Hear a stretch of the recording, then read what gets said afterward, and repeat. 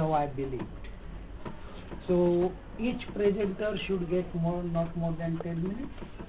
Is that okay? 10 minutes? Yes. Yes, I understand. Because you will require another 10. Okay. Because translator is not here to give you just gist of what he spoke in 10 minutes in 1 minute. Because that is an injustice to the original speaker.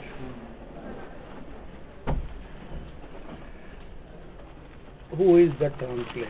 How do I identify? I'm sure they'll come. Paula would like to start? Beginning. Yeah, we will start with Paula. Pauline. Oh, sorry. Pauline. Not Paula is my old, Paula from Lucknow is my old friend. Okay. Sorry, Pauline. No problem.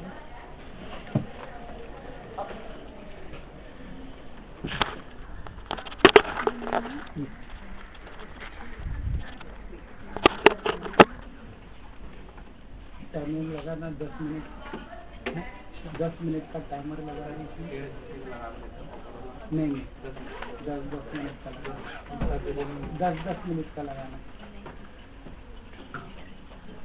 Okay. Okay, now we have started. You can come after 7 minutes. Come, sit down here. Pauline. So I'm Pauline. First 30 seconds you introduce yourself. Okay. And 9 minutes and 28 seconds are yours. Thank you. So I work with Breakthrough, and we are a global human rights organization. And my presentation today is looking at redefining masculinities within the communities in which we work from the perspective of the use of power and violence against women, and focusing on domestic violence, early marriage, gender-biased sex selection, and sexual harassment. So what I'm going to begin with is, this is generally to give a sense of the status of violence today globally and sorry. Okay. So Botalu gets included. What is going on? Yes. So this is the status of women today in terms of violence that she faces, and the different forms of violence that she faces is again domestic violence, early marriage, gender-biased sex selection, trafficking, and sexual harassment. If you look at the last figure, that is specifically for Delhi in India, from a study that was conducted by UN Women and at ICRW, that said 73% of the women face sexual harassment in their own neighborhoods. So this kind of shows that most of the spaces that we consider safe, our homes and our neighborhoods, are the most unsafest. And that's also percolating, or rather violence is around us because there is a culture of silence, that we shouldn't report it, we shouldn't talk about it. So all of that, and I'm looking at how the understanding of masculinities and the power that lets this violence perpetuate is happening. Okay, I'm going to skip that for now. So the power that I'm looking at, or the context within which I'm looking at, is within the private, the public, and the intimate realm. So private, and this is as per the that's tongue twister name, Van Aflesen and Miller's model, where they look at private, public, and intimate. And private is defined within families, tribes, and communities, and public is in terms of government officials, policy making level, interventions in decision making, and the intimate is more personal level, where a person's self-confidence and esteem and their control over the body acts out. I'm going to switch over to use an example.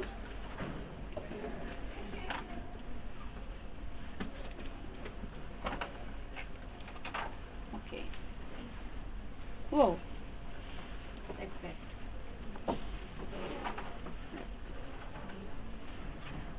Is that visible? Should I? No? I'm just going to do this through an exercise. This is just to give a sense of the kinds of of the kinds of power in which, just one example, my paper has a lot more, But so what I'm looking at is in terms of private, where the man is seen as the head of the family, who is supposed to be this physically strong, emotionally strong person, the protector and the provider, who faces the pressure then to keep the women in his household under control. And so, for example, if his young daughter who's going to school, is beginning to make friends of the opposite gender or sex, he would feel the pressure to control that, which may result in him controlling her mobility or access to media, and result in also access to education and health and nutrition, etc., wherever the fear of her sexual body integrity is perceived. If this is challenged, if the girl turns around and challenges it, or the woman in the household challenges it, they may face other forms of domestic violence as well. So she may be beaten up, confined within the house. There could be verbal abuse as well. There could be psychological abuse as well. So within a private realm, the power plays out in that way. There are other ways as well, but it is usually to enforce the gender norms within which it operates. On an intimate level, men are again seen as supposedly these strong people who should be the macho, and therefore, there is this whole requirement to prove his prowess sexually and otherwise, and therefore they take to harassing women on the streets to show that they are attractive. And if there is a refusal of his approach, then again the power needs to be reinforced by controlling her body or by showing her down. And in the public, it would be more in cases of domestic violence, for example, or in even sexual harassment and violence cases where women would approach the police or the protection officers, who would then try to tell them that, as a woman, you're supposed to maintain the harmony within the household, so go back to your houses, do not file this case, because your honor and your family's honor is at stake if you do this. So we see that within this framework and the understanding of masculinity, gender norms operate within a binary of masculinity and femininity, which needs to be maintained, which leads to different stereotypes that, whenever are challenged, leads to violence in different forms. I'm not at any point saying that there aren't other forms of masculinities, but for the purpose of the programs that I'm assessing, this is the form that I'm looking at, essentially the hegemonic form. So how do we at Breakthrough do it is... You got 5 more minutes. Okay, I will quickly run through. Okay, so we use a lot of media, arts and technology. We look at using media, arts and technology to reach out to the masses and set an agenda for them where violence against women becomes unacceptable for them. And these people then become the social change actors who build a constituency of similar like-minded people, and through learning and sharing of their experiences, we then create more partners with other influencers. I'm going to quickly show a film that will explain what I'm saying and then just conclude. I just hope it works.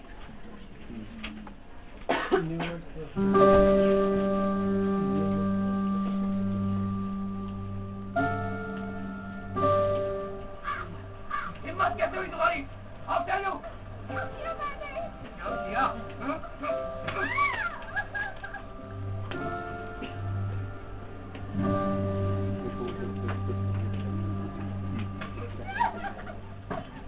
झूठ बोलने की आदत पड़ गई है तुमको। Just because I don't say anything, तुमको बस एक ही भाषा समझ में आती, एक ही।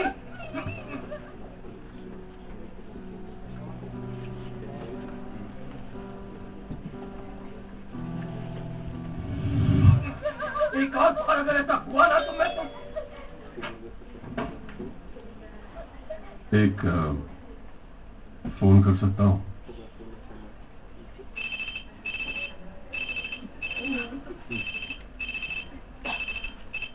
हेलो जी, अब मैंने ही फोन किया था।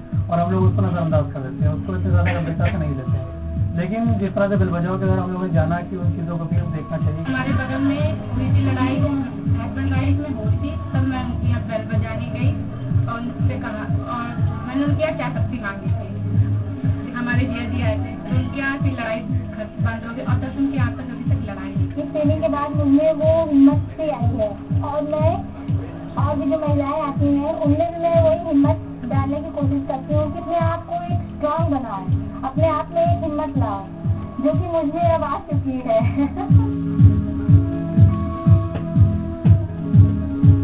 I am Ban Ki-moon, Secretary General of the United Nations. Billions of men and boys in many countries are stopping this violence just by lifting one finger. In Hindi, it is called Bell Bajao, which means ring the bell. Very good.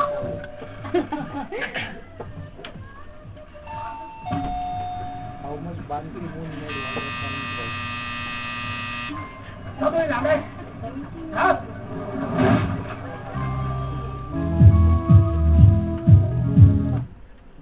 Okay, so this is clearly like giving the idea of how a simple action can lead to people looking at or rather accepting that violence against women is unacceptable. Seeing it within that power structure, men are no longer seen as the physically strong people just because, or the strong people or the better person just because they are beating up the women in their household. This campaign redefined being a man for many people within communities, because men who were so long considered weak because they thought that beating up people were not, a good thing to do or the right thing to do, were silent so far. This gave them that voice and space, which then also let them support other women and create safe spaces for the women there.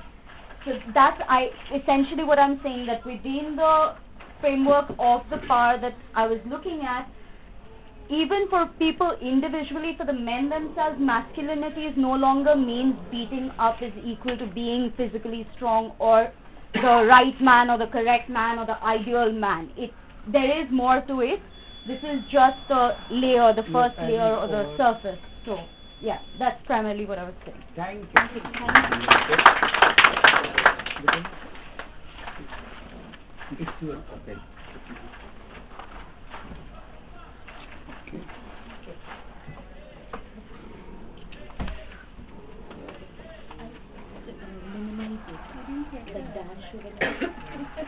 They are not supposed to disturb her. Whatever they want to do, do it. They're having more fun than I am. Yeah, without disturbing. Your time starts now. Okay, and my presentation. In the folder on the right. No, yeah. Which one is? No. If you put it up in the speaker, Where is?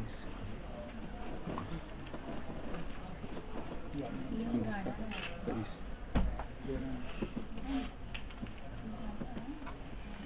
Sí, impossible. It's impossible.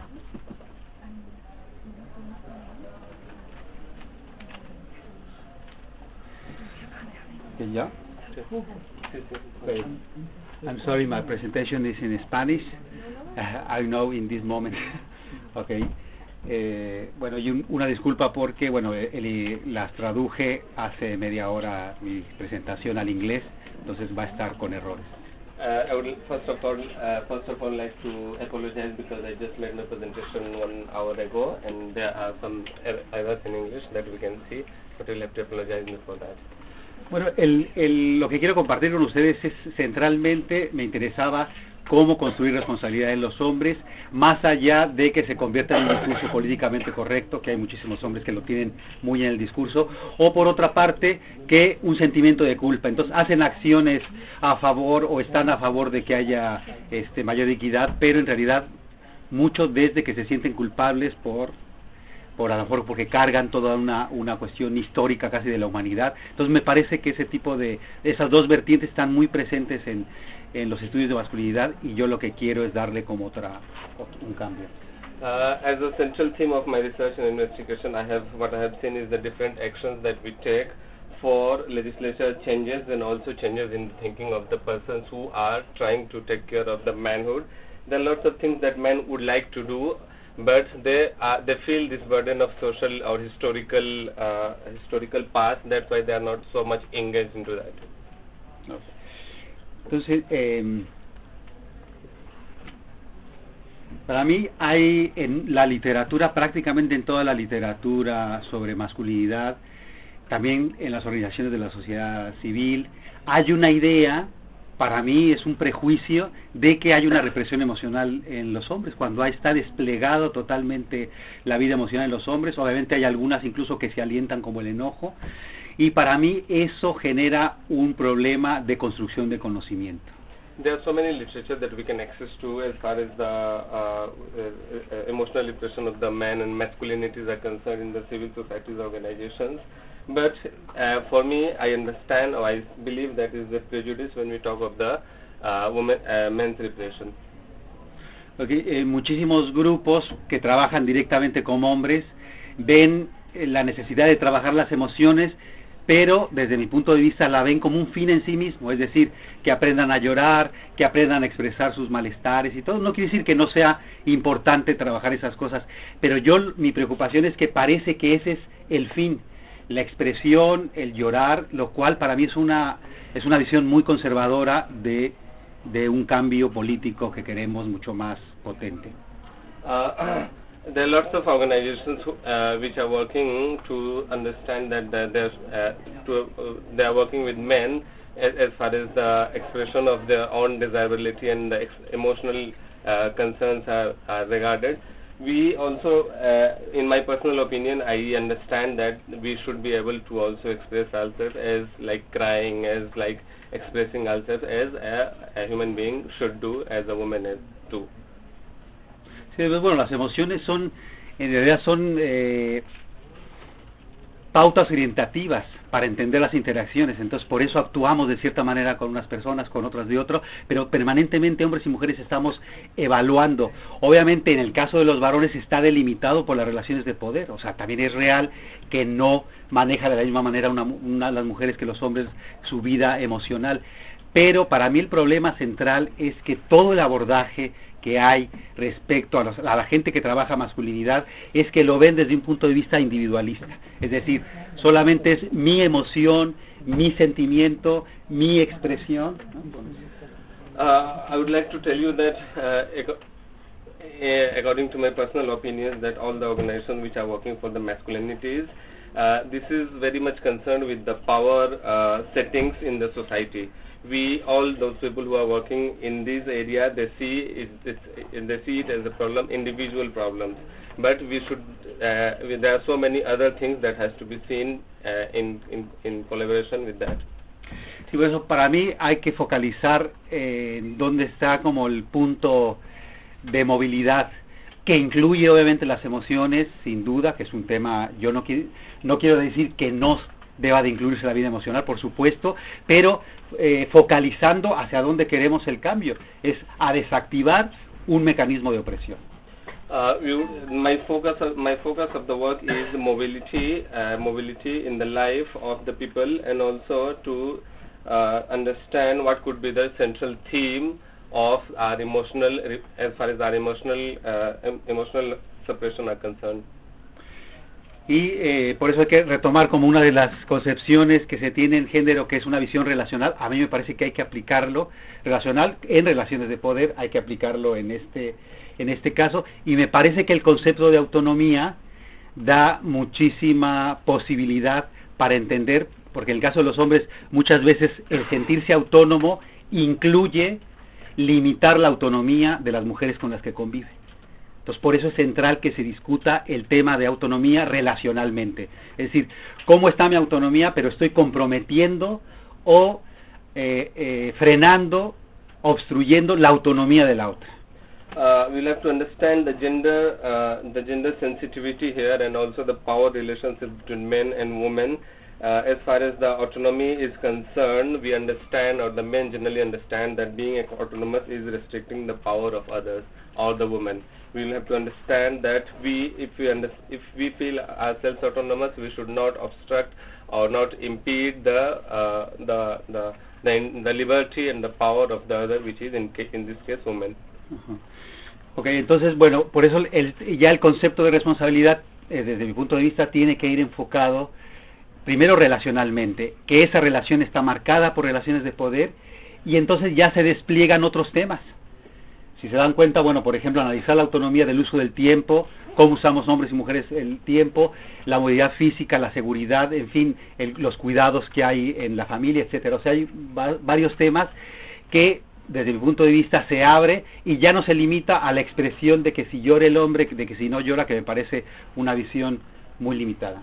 As far as the construction of the social responsibility is concerned of man, it's not only about a particular responsibility, and it has to be seen from the point of view of the relationship between men and women, in terms of security, in terms of safety, in terms of use of time, and also in terms of how they cooperate between each other, not only in the terms of on some emotional experiences which are crying or which are weeping, like that. Okay, bueno, si todavía tengo tiempo, parece, todavía hay tiempo. Les comento esto porque, bueno, conozco muchísimo el trabajo que se hace no solamente en México, en América Latina, en España, en algunos países de Europa, y la verdad es que veo permanentemente esta idea de las emociones muy desde la psicología positivista, desde el individualismo, y la verdad es que me parece preocupante. Esta es una visión muy limitada, se tiene que ver desde lo relacional. As far as I know, and I know there are lots of talks going on in Mexico, in Latin America, in Spain, and in whole Europe, I can see that there are implementing or implying different kinds of positivist approach to address such issues. But I understand that this is a very limited approach. There are other things too related to it, which could be explored yet. Okay, thank you. This is all. Thank you. Wow, great! Wow, my God, very good. You must deserve a Nobel Prize. Voy a revisar otros y luego cuando la pregunta भैया वहाँ का करके यहाँ आ जाओ, इनको सवाल कुछ नहीं होंगे. That was great. Now, Jerker, are we ready? Latecomer, come. My friend. I actually arrived at 2. No, he did. He came in time. We started 5. Started early, I think. There's a time difference between UK and India. 5 hours. Jerker is I met him first time in 3-4 months back, right? August, I think. Yeah, August. A few months back. In Banaras, and we enjoyed the trip along the Great Ganges there. And I found him a great researcher, so it's a privilege to have you over. Thank you, and it's a pleasure to be back, even though we're not in Varanasi, but we'll be going there in December, on the other hand. We will be there. Great. So I will talk a little bit about a project that I call Undressing Patriarchy. Project is a weird term for it.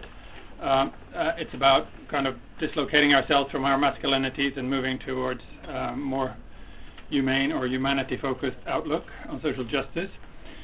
Basically, the methodology comes, I'm reflecting on experience that go back to 2007 when we started a workshop, international symposium in Dakar, Senegal, called Politicizing Masculinities Beyond the Personal, and various projects including mobilizing men in institutional settings with colleagues who are in the room, and most recently an international symposium where we reconvened in Brighton called Undressing Patriarchy, Redressing Inequality.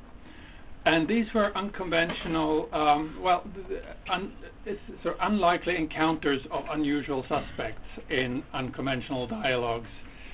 They're unusual suspects insofar as they come from a broad range of, we bring together people from different sectors and perspectives: sexual rights, feminism, women's rights, men and masculinities work, and other social justice struggles such as sex workers' rights movements and so on. So very marginal topics as well. They're also, so that's the main idea, unusual suspects, unlikely encounters.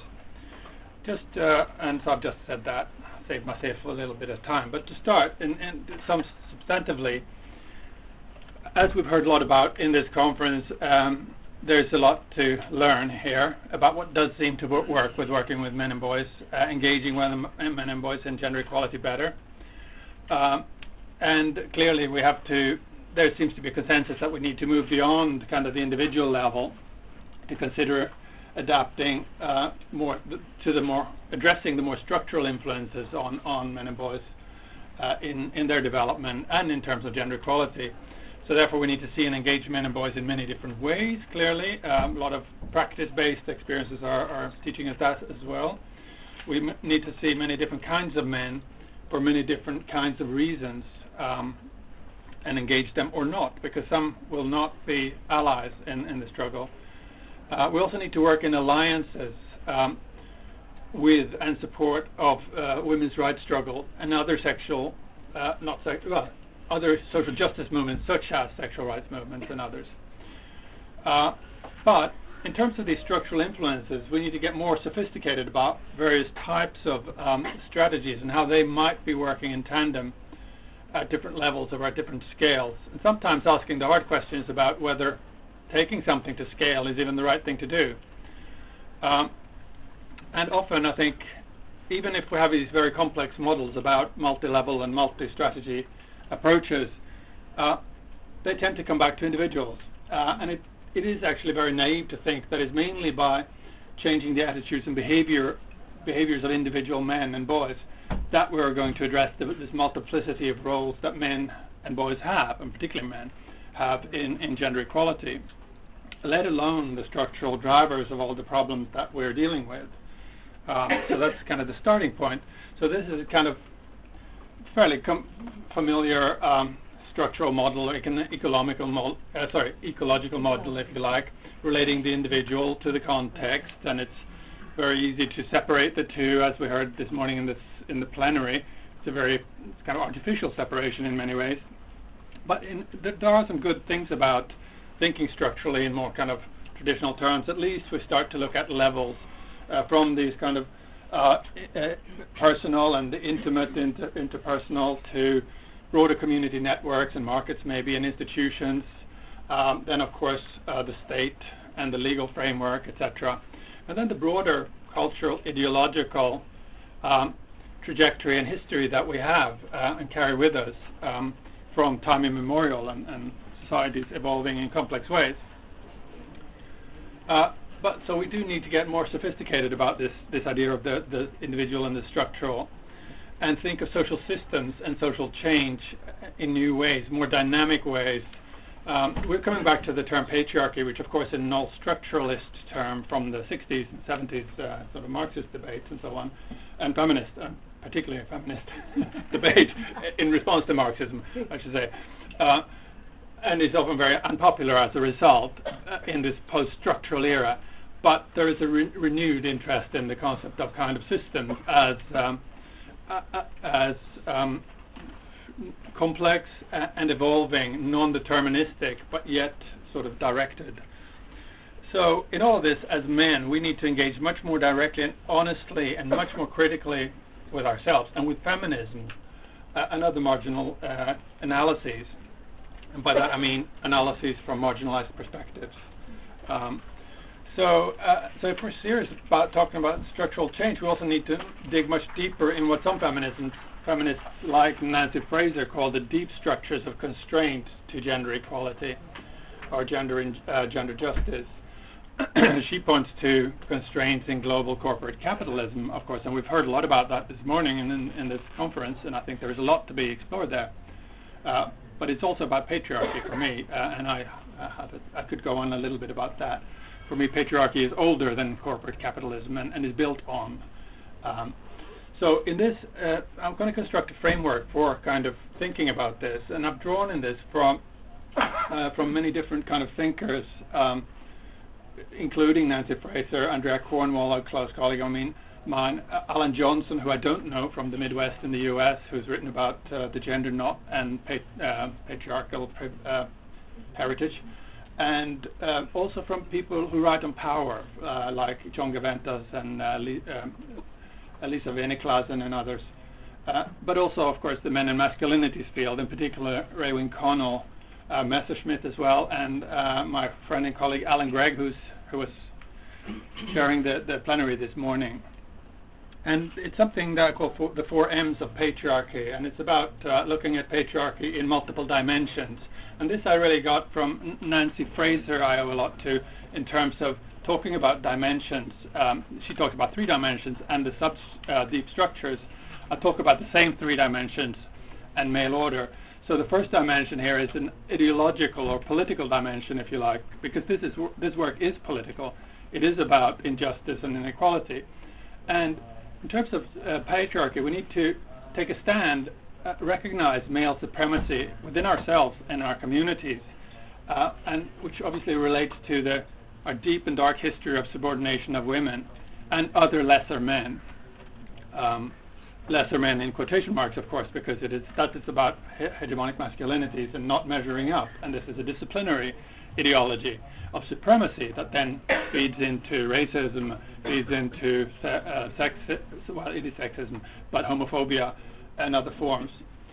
The second dimension then is an institutional dimension that essentially is about this materiality of inequality and injustice, discriminations. It's a very material and institutional dimension. 2 minutes? You're serious? How did that happen? But this watch is not working. I came on here 5 minutes ago. Okay, I'll skip this. Okay, we'll give it 3 minutes. Okay, all right. So the next one is, so there's a material dimension, there's a representational dimension, and an epistemological dimension of male order. I'm not sure I'm going to be able to skip through this very quickly, but okay. Male supremacy, I started talking about this a little bit. There's a lot of work on this, particularly around gender-based violence. I'd like to say that it's quite easy to feel good about feeling political about stopping gender-based violence, but there are some tensions in this work too, and there's we can very easily kind of downstream the key issues. We often downstream this issue to poor men in crisis of masculinity, usually over there, which in itself depoliticizes the issue and deconnects that violence from the broader structures and our own position in that. So we can try and make nicer men, but often we rely on patriarchal notions of protection of women, etc. Sometimes the work is really good and we make really progressive, pro-feminist men, but often, sometimes still disconnected from the broader power relations. So this downstreaming is the fundamental problem to me. It's not seen as a problem for people in the capitals or in the north, those who are better off. Male privilege, this material dimension, of course patriarchy doesn't benefit all men equally, it harms most men, but we do have male privileges across the board as for being men, but they work differently for different men. There's a lot to say about here, and I'd like to spend more time on this here, and I know I can't. I haven't seen enough about the care economy, for example, all the difficult issues around. Yes, we have greater women's labor force participation, but we also have a precarious, increasingly precarious labor force, more mobile. We have this crisis of masculinity we talk about, and backlash as men feel left out.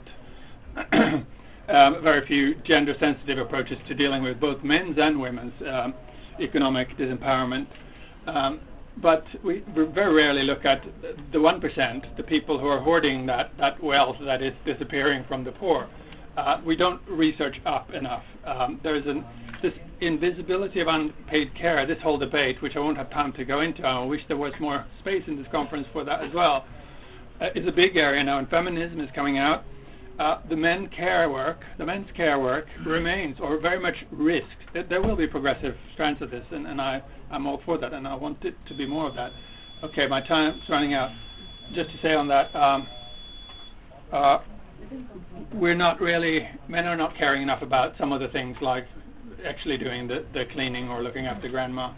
And I won't have time to go into male-centeredness, which is the the cultural dimension, about women's representation and participation in social life, and so on. My fourth dimension is the most unusual, and this is the more interesting one, maybe, because it's the one you haven't heard about, and I won't be able to speak about. But I have brought a lot of documentation. I've brought the IDS Bulletin in particular, so I'm just going to put up a teaser and encourage you to pick it up, and I have some flash drives, and you can access it online. It's called the Mail Order Development Encounter, and I'll hand out some bulletins at the end. So there you go. There's my time. We will have 45 minutes for interaction. Just you can take the time there. Can we just hear the last bit of? Yeah, we want to hear the last two. I want to hear the last and the order. And the order. Please, we need to hear the bit On demand. 2 more minutes. Okay, 2 more minutes on the mail order. We would like to We hear know about. Nandini song again and again. Okay. Such a beautiful singer. So. Just for the previous one, the cultural one. The male-centeredness. Yeah. Okay. Yes. Of course, one of the big challenges for this kind of space, for men and boys work, is that we risk actually re-establishing male-centeredness in a sense. It's very easy for us men in particular to see the world. We already see the world through male eyes. Feminism has spent many years trying to problematize that, and we don't want to fall back into that. Another thing with it, there are weaknesses in gender discourse, and we do end up constructing men into very generalized binary types. Either we pathologize them or we idealize them, and we present each other with these two options, a very kind of binary way of thinking that gets away from structure and inequality. So mail order is really, I touched on this yesterday in a session about research and how we generate knowledge, and this is linked to ideas of knowledge power. Some ideas around what Alan Gregg calls, he inverts Connell's hegemonic masculinities, focusing on hegemony, and explores the masculinity of hegemony. So hegemony is about power and control and co-option, and that those are deeply masculinized characteristics. And this extends to all power structures, including the development industry, which is working, of course, together with governments and together with corporate structures, and we produce knowledge, and we demand evidence-based research, randomized controlled trials. We demand, or they demand, this results-based approaches with targets and indicators, all quantitative, all, and it's privileging a particular way of thinking, which is deeply male-ordered, which is a kind of binary way of thinking. It's abstract. It depoliticizes the issue, and it dislocates accountability to the community, and co-opts it into accountability, financial accountability to the donor, essentially. So we need to struggle and fight back with our donors, with our governments, and with our research institutions, and with our own timekeeping. So I will leave it there. I'll just put I'll put the resources back up. We can discuss ways forward. Thank you.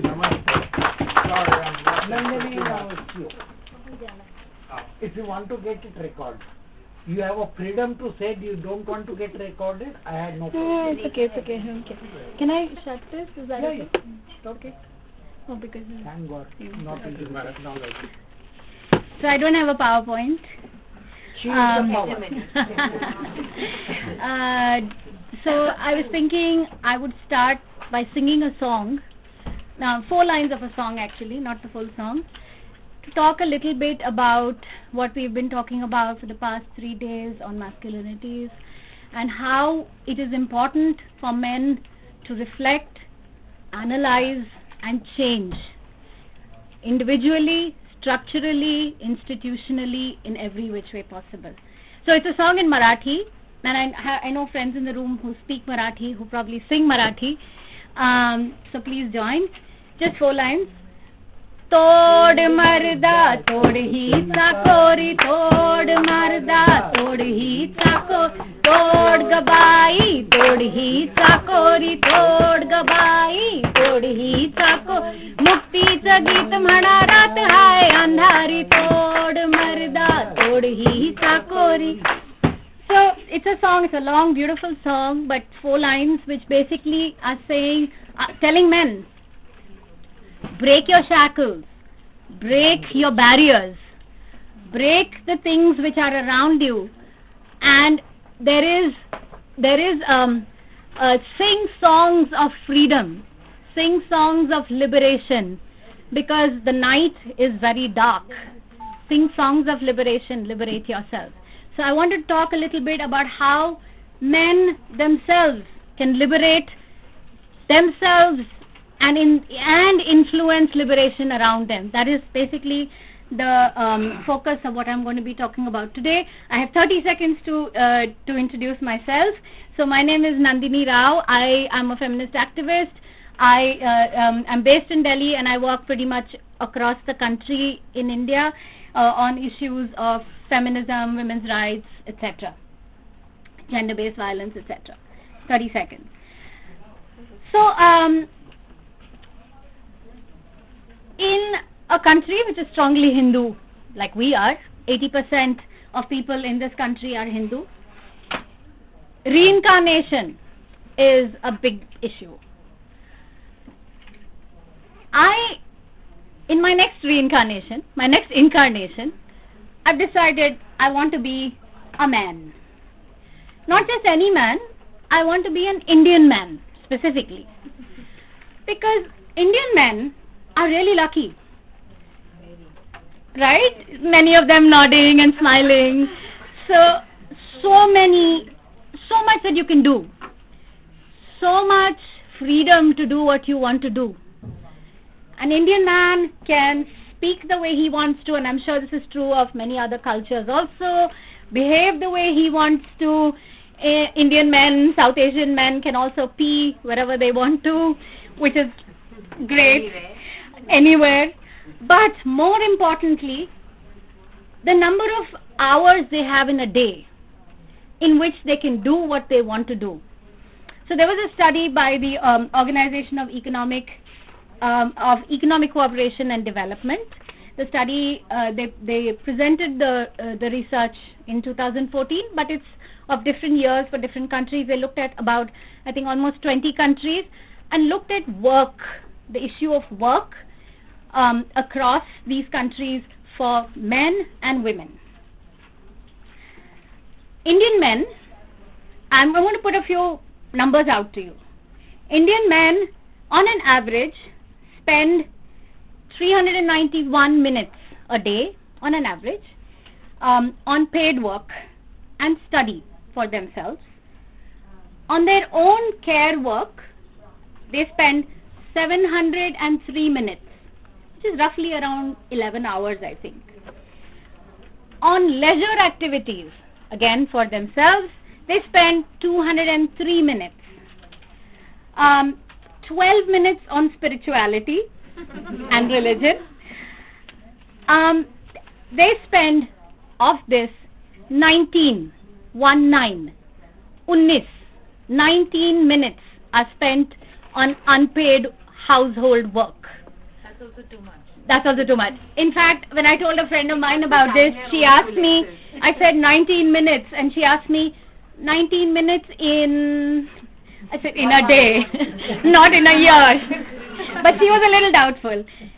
Indian women, on the other hand, the study says, spend for herself, she spends 185 minutes on paid work and her own study, 670 minutes on personal care, leisure activities, for her own self, 221 minutes, other, spirituality, religion, etc., 13 minutes, unpaid routine household work, she spends 352 minutes, out of which, she spends 298 minutes on routine household work.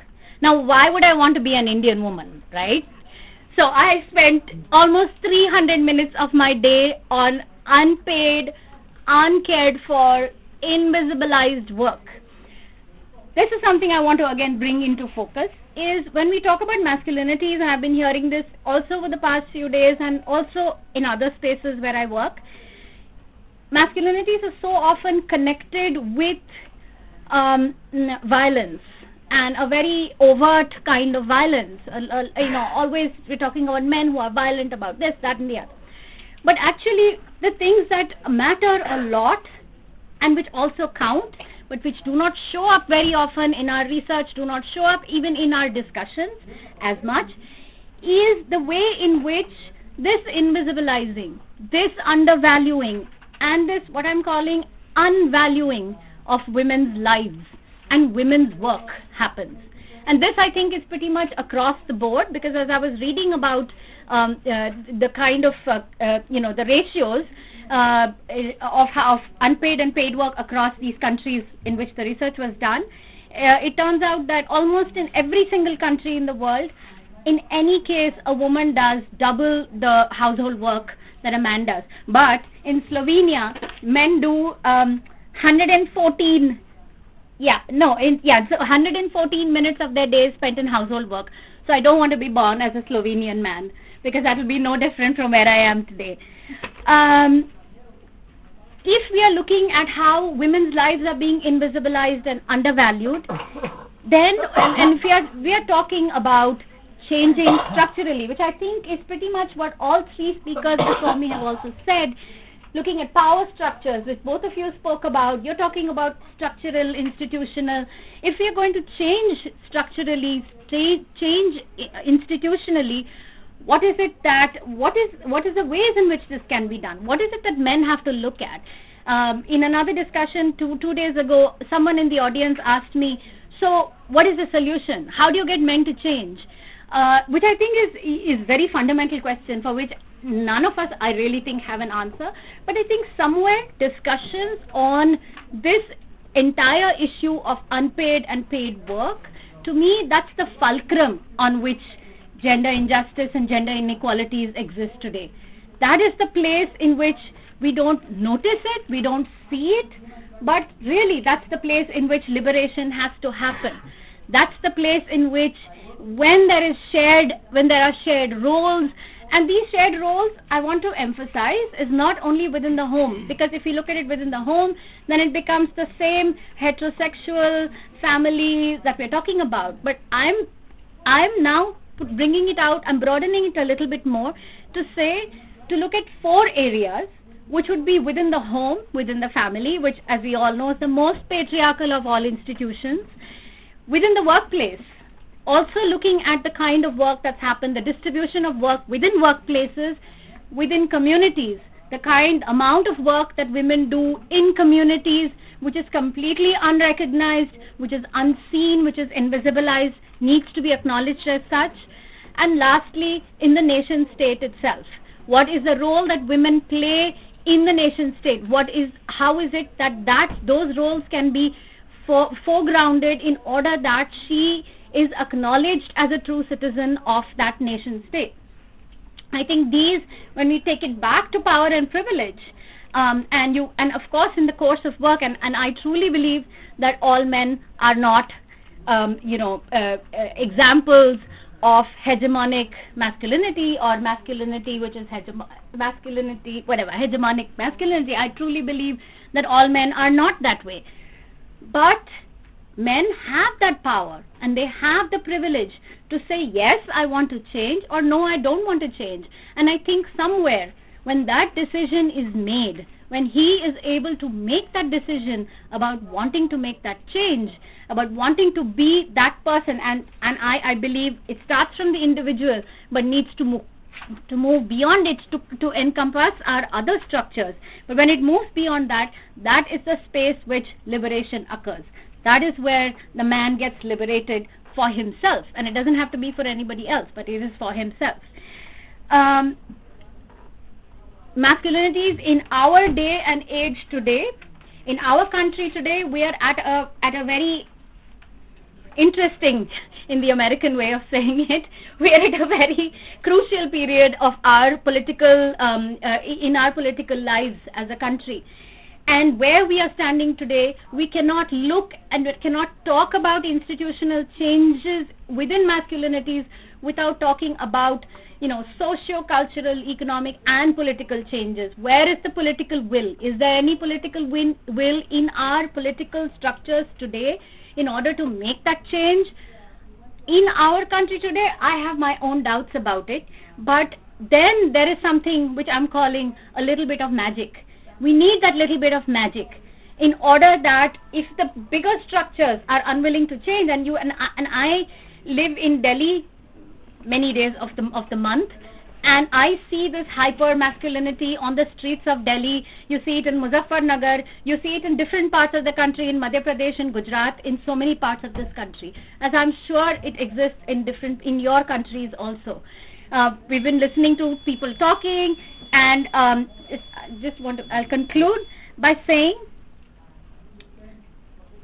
that little bit of magic, that little bit of understanding is something that can truly liberate the man from himself and hopefully bring change in his life, and along with that in the life of the structures around him, which is really what we want to see, because there is a softer side to masculinities. Masculinities is not always that hard-nosed masculinities we talk about. There is a softer side, there is a sensitive side, and that is the one in which we are trying, we need to foreground and bring across, so that, and in that is the entire recognition of the roles that women play in the various structures of our society. So thank you very much. This is what I meant. Friends, we have now exactly 45 minutes for discussion, which is what I exactly aimed at. We will be taking 4 questions or inquiries or comments in one round. Okay? I would like as many as you can ask the questions, raise the queries. Yes, Swaranjit. Shall I start right away? Yeah. Please introduce yourself. I am Swaranjit from Punjab University, Chandigarh. So I'm a part of the Center for Human Rights and Duties in Punjab University, Chandigarh, which is running a postgraduate program and which is also running a PhD program in human rights and duties. Yeah, one of my questions is addressed to our Spanish presenter, presenter from Spain. If he can understand, we will not get the translator. Okay. Let it be. Yeah. Yes. Well, you make the question. He's talking about emotional repression. So I would like to know, how would he treat anger in that context while engaging with men, since this is also considered to be a part of an emotional conflict. So probably he hasn't referred to that, and maybe during discussion he takes it up. I would like to know more in detail about that. Thank you. And the other is to Dr. Jerker, or is doctor in the making. He's not yet not even inspiring to be doctor. I didn't go down that. So since, I'm really amused by the subtitle of your presentation, and this is from masculinity to humanity, or something like that. Yes. So in that context, I would like to know, are you referring to the postmodernist notion somewhere in your subtitle? There's quite a simple point, but yeah. so I'll take it straight away. I'll put it in another way. Okay. Are you referring to, a mixture or a combination of ethics on the one hand? Because when you refer to humanism, not just humanity, you will be throwing your doors open to a whole lot of philosophical issues, which will bring in a little bit of ethics, normative, this thing, which is not said to be pragmatic. Here we have assembled here to address the pragmatic issues when we are engaging with men. So how do we move from ethics and norms to the practice-based action? Yeah, well, I don't make the... You want to answer that, right? No, I can wait. Yeah. Yeah, please. Please introduce 30 seconds. Oh, 30 seconds for me? Okay, I'm To Sherry introduce. I'm Sherry Sikanpuria and I work for GIZ India. My question, first of all, thank you very much, and I completely enjoyed all your presentations, and definitely Nandini's song. My question is to Mr. Jerkar, actually. I was fortunate enough to hear your paper yesterday and today, and somehow the linkages between that and this is just amazing. I mean, for me, it's a takeaway. But I have a question to you in terms of, because you mentioned the result-based monitoring and the impact monitoring and how donors need to look into it and how patriarchal that is, and you hit the nail on the head. Because there was something that we were always grappling with, is, with results. So if you can explain a little more about that, how did you reach that conclusion, and have you expressed it to donors yet? And if not, you should be given the space to do so. I think so, personally. And I also feel that it's important for all of us in this room also to understand how, because that's how programs are structured, and that's how programs will run. So even a program like this, for example, so, and what are your suggestions? What alternatives do we have? So just a bundle of queries there for you. Thank you. Yeah. Yeah, my name is Joshi Jyot. I'm from Breakthrough, and my question is to Jerkar and Nandini. When we talk about masculinity, there is this question of intersectionality. From when we talk about Dalit masculinity, it goes and to Savarnavad masculinity. It's a complete spectrum, because there's a lesser man, because there's a lesser power there, and there is in Indian context I'm talking about. And probably that's the same in the U.S. context with a Caucasian white male and a black man. So I'm a practitioner. So when I'm going to the field, I want to address masculinity. What's the framework I should refer to? I mean, it's not a linear one. It's a gradation of power from all the way, which is Dalit, and within the Dalit community there is patriarchy, there is issues of masculinity, and there is also this intersectionality of power which is playing out. One more. Okay. Yeah, please. I'm Claire. I'm a student in Paris. I study human rights. I was just wondering, because this session is on policies as well. I came a bit late, so I don't know if someone talked about it, but my question would be to all of you: what are the kind of policies do we need to address masculinities? Because I think the feminist movement and many organizations are focusing on, including women, but do we also think about policies that will include questioning and challenging masculinity? And are there any policies in the world already, or how can we? Good. We will take this first round. Modelu would like to start.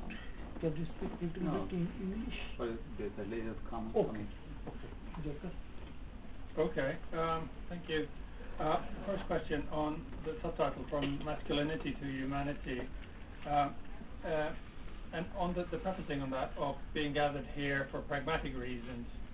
I think there are mixed reasons for being gathered here, and I think today has been very much about opening up the discussion in a more political and philosophical direction. And I'm a philosopher by training, and I wasn't appealing to humanities as such. It is quite literally from a focus on, in our work on with men and boys, focusing strictly on masculinity, to actually recognizing that masculinity is very much part of the problem.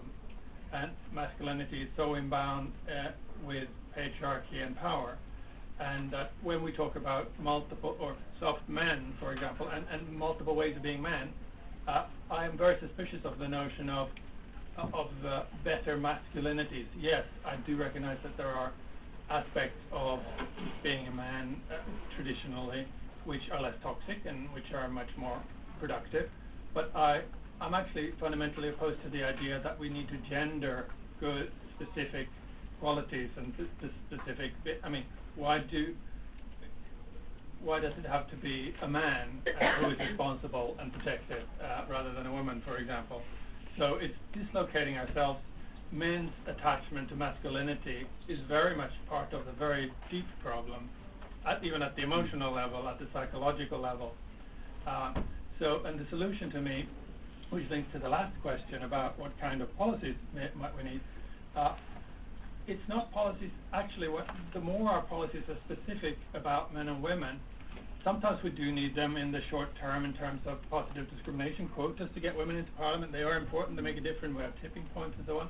But in the bigger picture, in the long term, we should aim our policies at all sorts of levels, from what kind of policies you have in school to the workplace to government.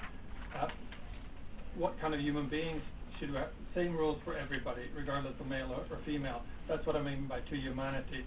We should see this as human rights, equal human rights for all. And that way men have something to gain from it, and that we can get onto the question of intersectionality, maybe that route.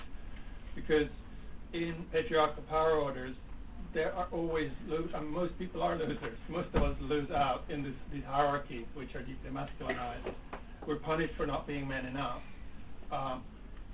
And if we basically look at equal rights for all human beings and divest ourselves from that kind of aspirational chase to being real men, we have much better possibilities of designing policies, of forging alliances and struggles with people with like-minded objectives, Dalit landless movements, with sexual rights movements, with feminist movements, and the men who care about gender justice. So that's what I mean. What's harder? There's two more short questions. There's one about there's one more question, I think. The mail order and the link to results-based management and kind of the obsession with numbers. Speaking truth to power, speaking that truth to donors, as somebody in the food chain, like most of us are, in terms of having to meet some of these targets and somehow fit into that disciplinary, structured knowledge power that we live within.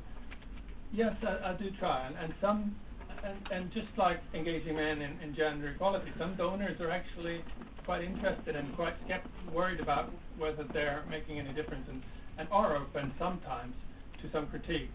And so I push some donors, particularly the Nordics, are quite open-minded about this. CEDA have been very consistently engaged in these discussions. I'm trying with DFID at the moment. It's a little bit more difficult, but we could go into a long discussion about that. There's an anxiety about appearing to want to be consultative and so on, but actually the accountability issue comes in there, coming down to accountability in terms of taxpayers' money, which is then mediated through the British media and kind of politics, domestic politics of aid. So it's harder in Britain, unfortunately, at the moment, but there are moments, and these things interact. So in more kind of progressive times, the last 30 years have been 30 hard years of decline in a sense, although we hear about growth a lot.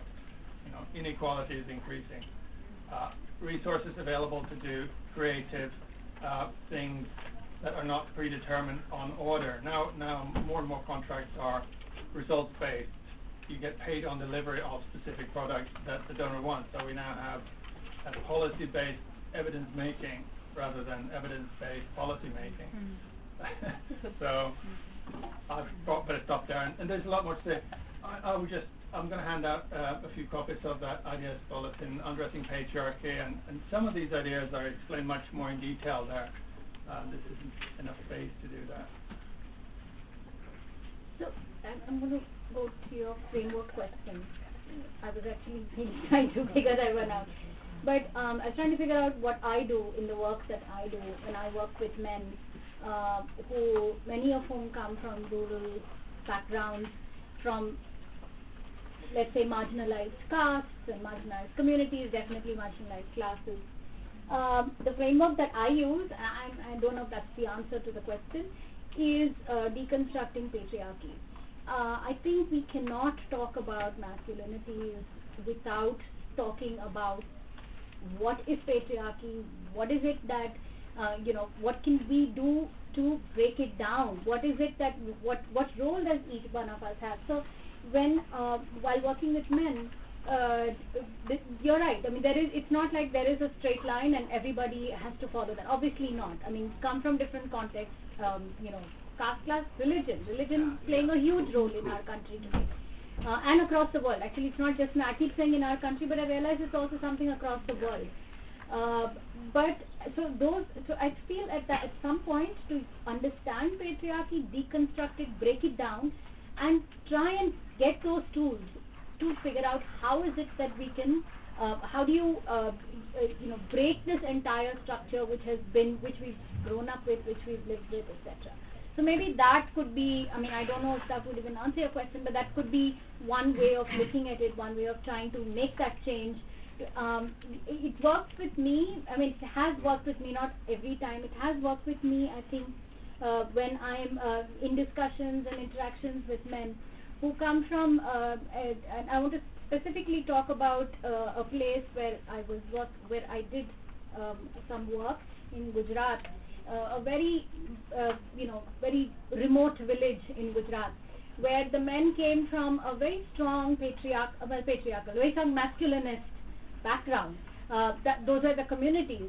And while having these interactions, workshops, whatever, when a man from the group who comes out and says at the end of the workshop, he comes out and says, is there anything you feel you can transform in your life? This is a question that we ask at the end of it, that I would ask.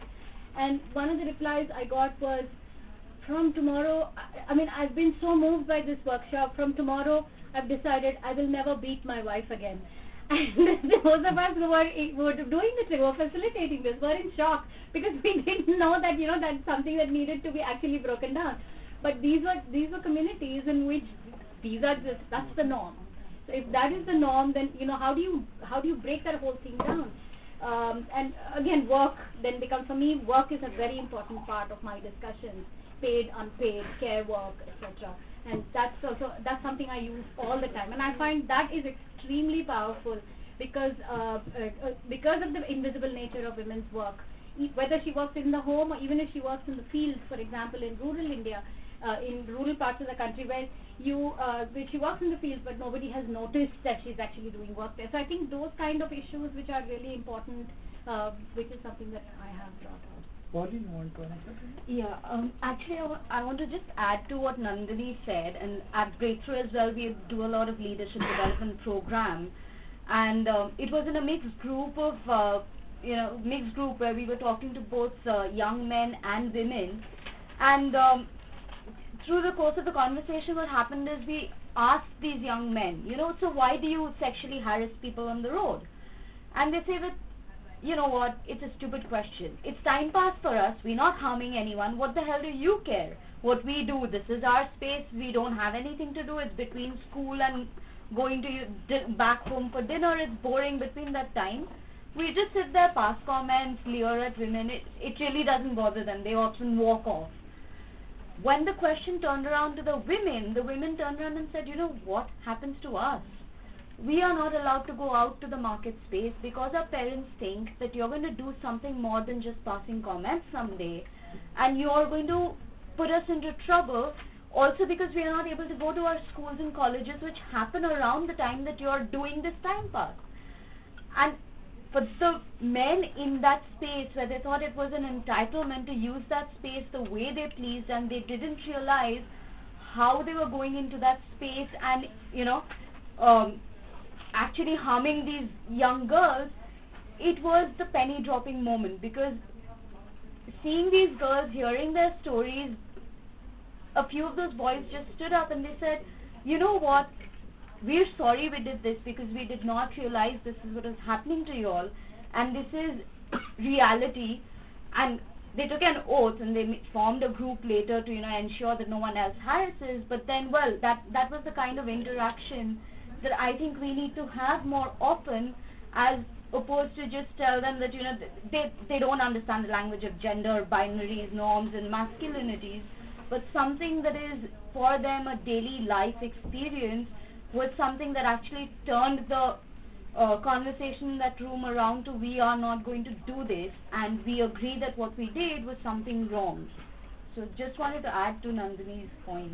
Thank you. Yes, second round of questions. Did we get the response from the emotional question? The emotional question? If anybody in the room speaks Spanish. Is anybody in the room speak Spanish, English? I understand a little. I will translate.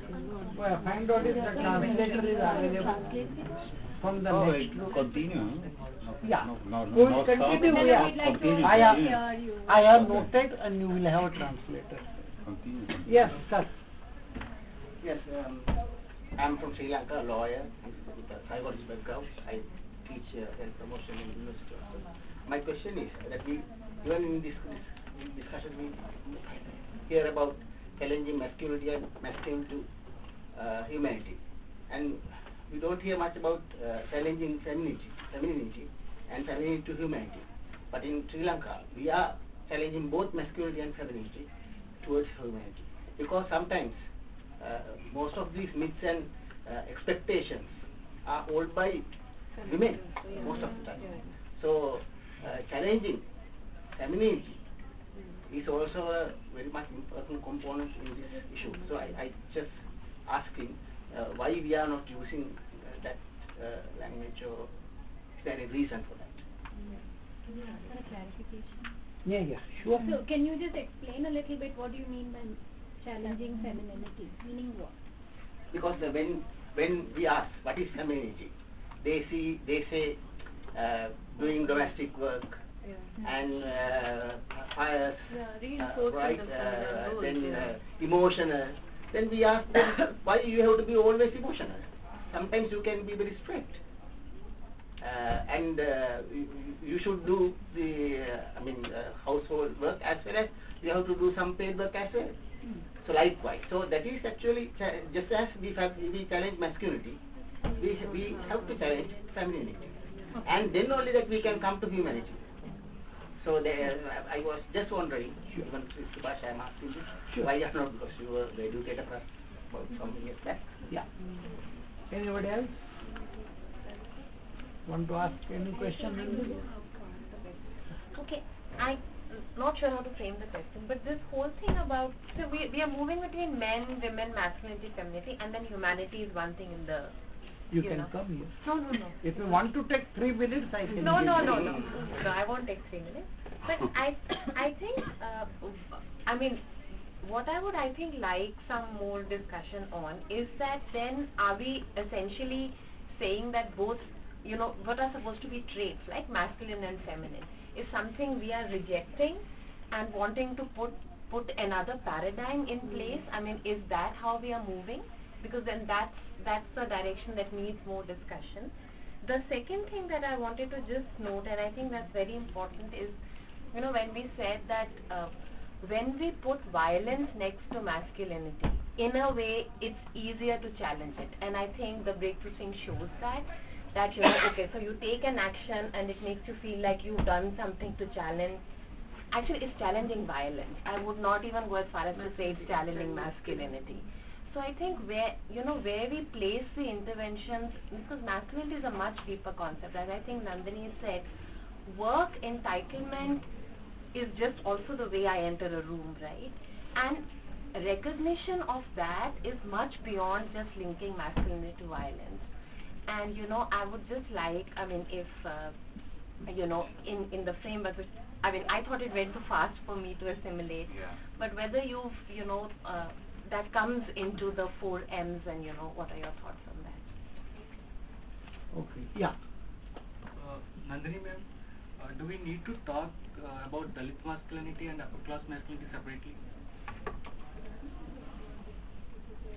in Indian context? Who decided who is the upper caste? Who decided who is the upper caste? Manu. That should be yours.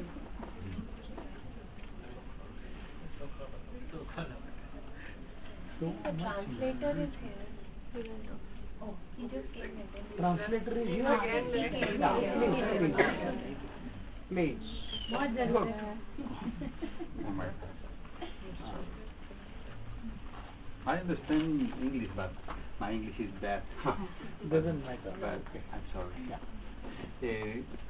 Repeat your Ranjit, question, you'll please. have to repeat your question about emotion. I forgot the question. I will. 1 hour.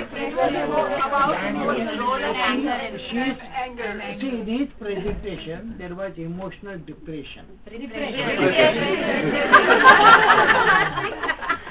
contextualize anger within emotional repression. So how do you look at anger within the context of emotional repression or engaging men towards gendering? ¿Cómo ves la angustia en cuanto a la represión emocional, en cuanto a más y más los hombres que entran en el participación con las mujeres? ¿Cómo fueron la angustia? Su angustia. Bueno, yo creo que es para mí es inevitable. Yo espero haber quedado clara cuál era mi tesis central, que es que la vida emocional sí es importante de incluirla, pero no desde el punto de vista individualista, que es la mayoría de los programas que trabajan con hombres, tienen el objetivo de que expresen solamente los hombres y no que esté vinculado a las relaciones más igualitarias. Es por una parte. He says that the role of anger is inevitable in the emotional repression of a man's life, but his central theme was that as far as the emotional life is concerned, that has to be present there. But what is being done in the research and the studies is the individual approach, which is only thinking about how do we express ourselves physically. But we'll have to see more other approaches which are more conclusive and which are more effective in those terms. But he did talk about crying and other parts of emotional outbursts. In that context, I was referring to anger. En cuanto a que como la gente lloraba, entonces cómo era la angustia en estos casos de la represión emocional. Sí. Ok, es que obviamente al hablar y todo hay momentos en que hablan de cosas personales y que se entiende que llorar es parte de un proceso. El problema que yo veo, que muchos programas que trabajan con hombres lo ven como un fin en sí mismo, es decir, en la medida que tenemos a un hombre, o sea, piensan que eso es el cambio, y eso no es el cambio. El cambio es si eso está vinculado a desactivar un mecanismo de opresión, y ahí es en donde muchos programas que trabajan con hombres no llegan, y no les interesa. En realidad, bueno, yo he estado presente en muchísimos grupos que trabajan con hombres. Of course, in personal life, there are lots of personal things that when people start talking, when there are discussions between the couples so they tend to fight and then they tend to cry. But what I wanted to say that there are lots of programs, effective programs there in his country that only focuses on expressing the man or the change. They think that is only crying as the emotional expression. It's not only about that. He thinks that there are so many other vinculations that could be targeted upon. If there is some question related to him, because I have to go to other room. Any more question to?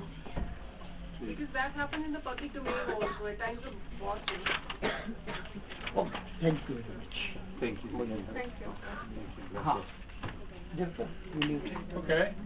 Answer, respond. Yes. You all the 3-4 of you can respond to Nandini. Okay. Nandita. I'm happy to start. There were a couple of questions. There was at least 3 questions that was directly about, well, why not challenge femininities as well? Am I taking this too far in terms of kind of categorizing all masculinities and men under masculinity? There was a question about separating Dalit and upper class masculinity. A very good question. So let me just start with saying they're all good questions. I'm not suggesting that, and by saying from masculinity to humanity, it's a slight of hand almost, because we talk about masculinity, and that's really important, that there are many ways of being a man, but there is a big danger that we often do kind of trip over on in this work, is that we conflate men and masculinity. There are many kind of different masculinities, but there are also many kind of different men, and they can be feminine as well as masculine actually, and women can be masculine as well as feminine. So masculinities and femininities are ways of being men and women. Masculinity and femininity are qualities. It's kind of, that is a masculine quality, and it's this attachment to this binary, attaching those qualities only to men or only to women. That's the fundamental problem. We have to dissociate masculinity from men and help men to divest themselves of the notion that they have to be conform and always be masculine in every single. They can be feminine sometimes, and there are some important ways that masculine traits can be useful, and as well as feminine traits. It's about the right context, and it's about the right. Obviously, violence is usually, certainly in the domestic sphere, is not useful. If it comes to an invasion from a neighboring country, maybe violence is necessary. But so it's dissociating men from masculinity, and so why not challenge femininity in a similar way to masculinity? This is, after all, another thing that's also kind of. It reminds me of the kind of analogy that, or the metaphor that patriarchy is a prison. Who are the prisoners and who are the wardens? It's not that men are the wardens and women are the prisoners only. We're all the wardens and we're all the prisoners because we are acting out patriarchy, and there's co-option, and we conform to expected standards. So it's about seeing that and sort of giving up this attachment to having to perform masculinity for men or having to perform femininity for women, and sort of challenging. And that's what I mean by humanity. We should all be able to do this to the extent that it's appropriate in any given context. Caring for a child or caring for my grandmother, it should be open to anyone, and anybody who does that important work should be recognized for it in an equal way to going out to hunt the bear, or that's sort of a ridiculous analogy to it. I think I was trying to answer most of the questions that were there. The femininity, the challenging femininity. I just want to say that we do that. I'm not saying just we meaning the feminist movement. This has been the women's movements across over years, over decades, has done exactly that. We have challenged, when we say challenge patriarchy, it is challenging these, exactly what you said, traditional notions of femininity and masculinity, right? And this is something that and it is definitely, it's there. I know that Sri Lanka, the strong women's movement in Sri Lanka has also challenged this. So it's not wanting to accept what was the norm, not just for the sake of not accepting it, but for saying that it has been the root cause of violence. The violence, the gender-based violence that we see around us today, the root cause of that has been one of the reasons of that, one of the causes of that has been traditional notions of who's a man, who's a woman, and only as gender binary, just man and woman and nobody else at all, no other genders, no other sex. So I think all those are being challenged now, and which is what I'm saying, that, and this is the feminist movements have been doing it over the years and trying to address those issues, bringing it out into the open. And I think now we are talking a lot, like in our country we talk a lot about, there's been a lot of debate and discussion around transgender issues very recently, which is great, because this is the moment in which we have to talk about these issues which are important to us. So I think those are the challenging femininities is something, and masculinities is something that's been going on. The only problem is sometimes right now with the resurgence of the right wing, not only in our country but in many countries across the world, the resurgence of the right wing is going to make our task much more difficult. And I think that is something, that's a bigger challenge. To me, these are things, of course, that we will continue to challenge, but it's the bigger structures that, if you talk of structural, like how do you do it when there is a huge resurgence, a huge backlash from right-wingers against every small thing that's going on.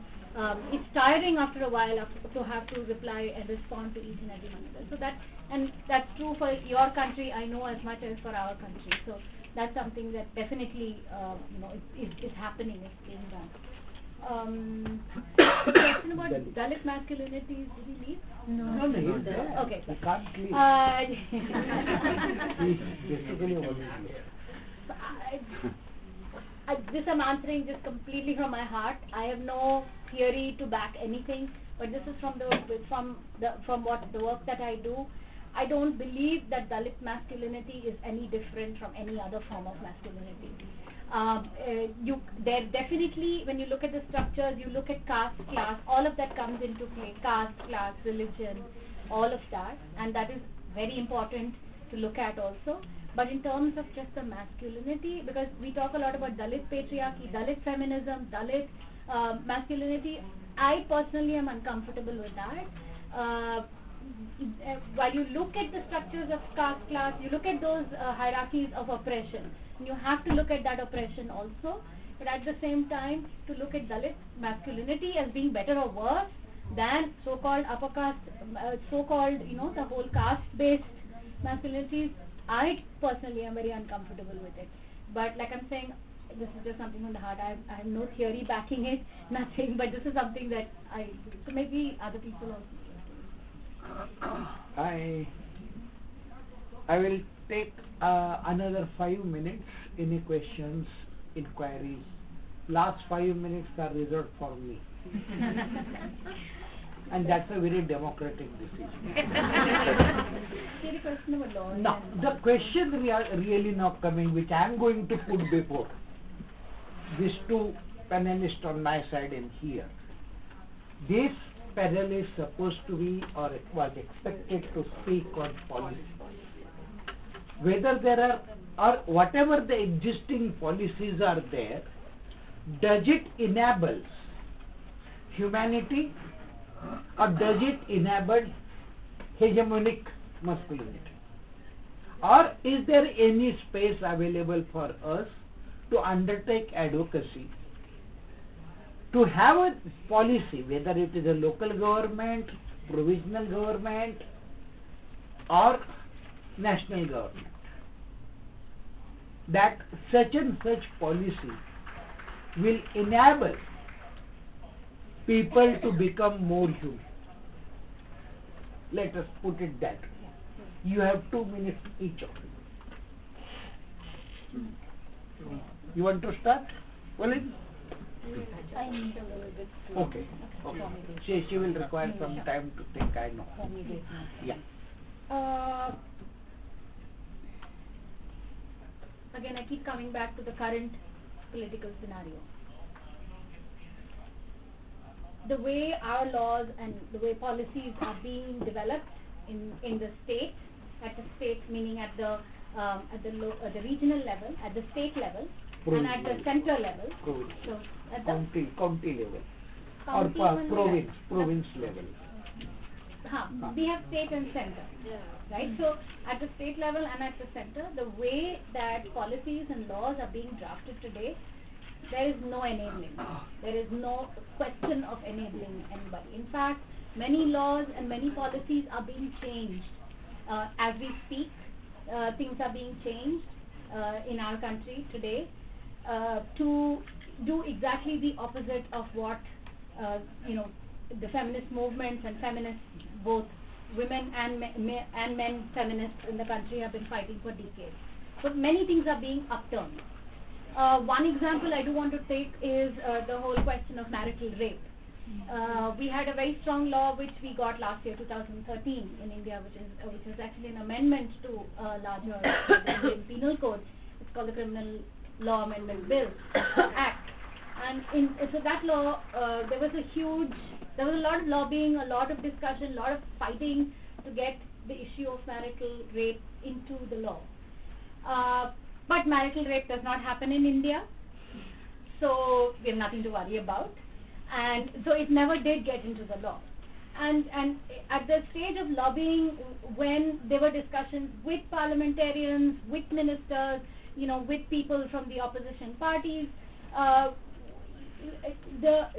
each stage, one thing which we heard over and over again was, we know it exists, but if we bring it into law, it will break families.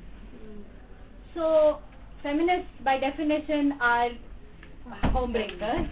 We're called Ghar Tod Mahilaएं, women who break homes. So the irony of this being that woman being raped within her marriage institution does not break families. But if she brings it out into the open and talks about the rape that is being perpetrated on her by this man who she's married to, that will break families. So that was the huge.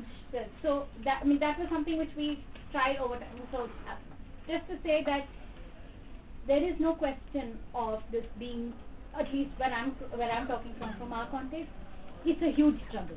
We have a huge struggle in front of us. There are policies being changed as far as employment is concerned, as far as information giving is concerned, environment policies, everything is being changed in front of our eyes very, very quickly.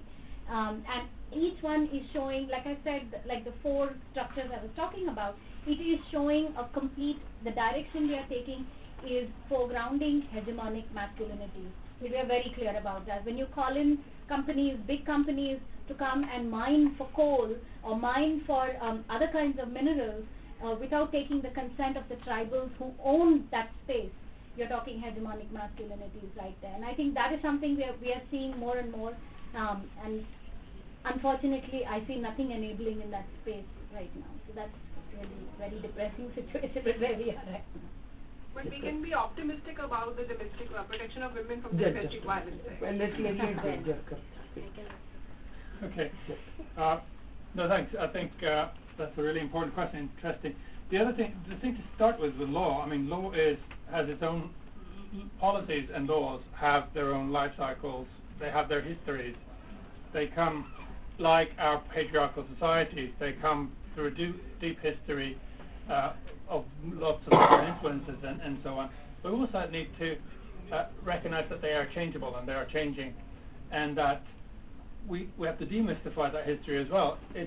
People hide behind the notion that, well, in our society, in Uganda now, African culture is in our laws. Our constitution says that we have to behave in certain ways, and I'm referring here to the kind of anti-homosexuality bill in particular, or 377 in India, and there are lots of laws around inheritance and so on, some of which are being changed. But laws which were created often in Victorian Britain in a particular societal context which had a particular nuclear family, where they were created to respond to the needs sometimes of families and women in the context of men going to the mill, etc. So that's the history, and that needs to be debunked and demystified, because that can be changed and is out of date very often, and is often very ill applied to the context. So we also need to look at the destination as well. I mean, for me, the destination should be human rights-based laws and policies, and in a sense, gender has to be taken out. Laws should not be gendered. Laws should not be racialized. Racial difference and gender difference should be protected under the law. Every citizen should have the same rights, and that's not just the penal code and all of that. It's about who can have a child, who can live together, who can have parental leave. Is it important to be a part? I mean, a parent can care. Mothers and fathers can care, and there's almost no area in life where sex-based difference requires a different law in theory. The only possible one the only one I'm struggling with, and not really struggling with, because I'm a firm believer that women should have the right to make decisions about bearing babies, because it's 9 months out of your life, and the right to abortion if it wasn't chosen, and for all sorts of reasons. It's a bigger debate, but that's the one case that I think that there might be a difference, because it is biologically different. But otherwise, there is no reason why laws should be tailored for women or men. We should have same laws for everybody, and that won't change everything, and it won't change everything overnight. But it provides an enabling environment where we can then mobilize, we can then educate, we can then have new cultural programs, and by people taking up those opportunities, like same-sex marriage in some countries now, it is changing society very rapidly all of a sudden. Within a generation, we have gender equality. Well, we don't have it yet, of course, but we can see it's very different today in Sweden than it was when my parents grew up. We take parental leave like men and women take very similar parental leave, still not equal, but similar.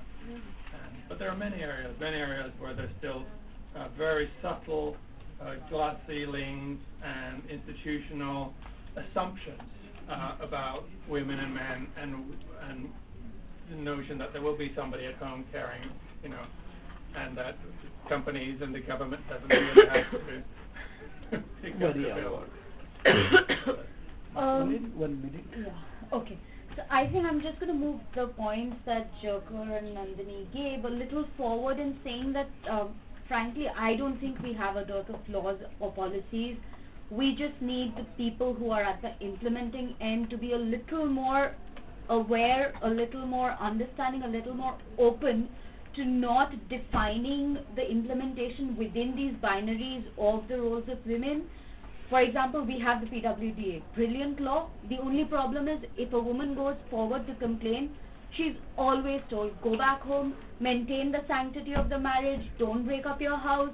You're supposed to be maintaining that marital sanctity because that is the institution that's the highest in the society's eyes.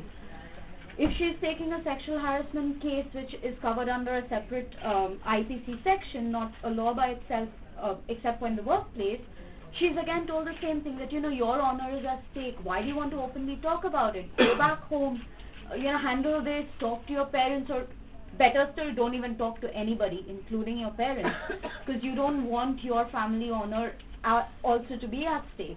So that's the implementation is where I think we need to break those binaries down and look at femininity is not just about protecting the virginity and keeping it for that one man. Masculinity is not about proving that you can beat someone into submission because you feel like your respect within society will be lesser, or even as a implementer feeling that you're the one who's supposed to maintain these institutions that are held up as ideals that need to then put the women back in along with the abuser into that household. So yeah. Thank you. Actually, I have no time, but I will make some statements.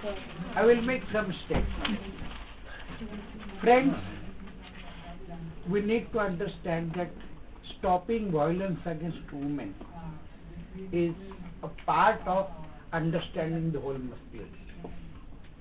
It doesn't stop there. There are masculine men who have never beaten their wives, but their hegemonic physical body language itself becomes very oppressive. So, and many men would feel like working on stopping violence against women because it boosts their masculinity. Through this, I can show that I am a better man than Jack, because who is beating to his wife. Masculinity is always very competing with each other. What Dalit masculinity, if you look at, Dalits have been suppressed for generations together. The moment there is a communal riot recently in the last 15-20 years, you will find Dalit youth coming forward and taking part into riots and committing all kind of crimes against the poor Muslims in India. It's a competing masculinity. So that's my one statement. My second statement is about our beloved Supreme Court's some decisions, which I would like to remind all of you. If a woman refuses to produce a child, the husband has a right to divorce her without paying any maintenance. That's the first thing. Our beloved Supreme Court says, without physical problem, if the woman refuses to have a sex with her husband, the husband has a right to divorce her without giving any maintenance, alimony, etc. And the third, which really is the most painful to me in the sense that a widow who is inherited property under Hindu Succession Act has been declared as a she is holding property de facto, not de jure,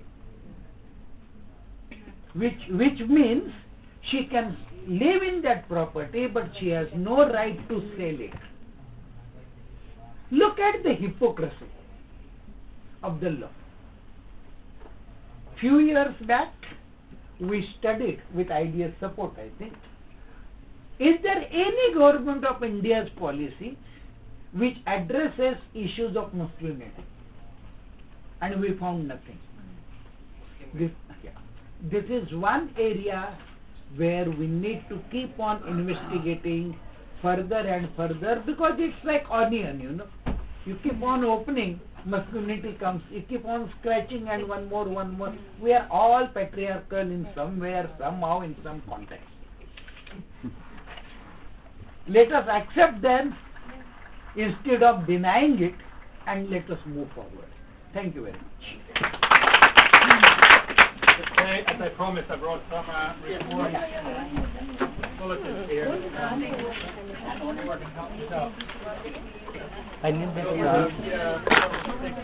Resources.